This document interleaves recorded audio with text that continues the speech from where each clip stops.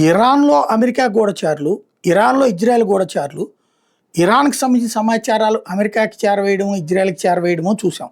కానీ అమెరికాలో ఇరాన్ గూఢచారులు గాదు, అమెరికాలో ఇరాన్ మీద ప్రేమతో అమెరికాకి సంబంధించిన కీలకమైనటువంటి ఎక్విప్‌మెంట్ గూడా ఇరాన్‌కి పంపించినటువంటి ఉదంతంలో ఇప్పుడు జంషీద్ గోమి అనేటటువంటి వాడిని అరెస్ట్ చేశారు.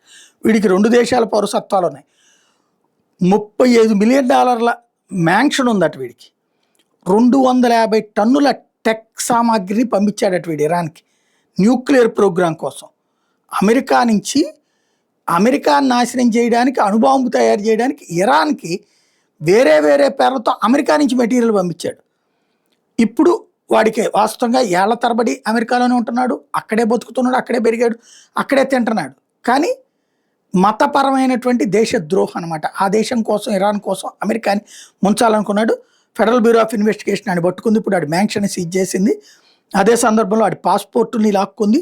ఇక వాడి సంగతి తేలుస్తుంది.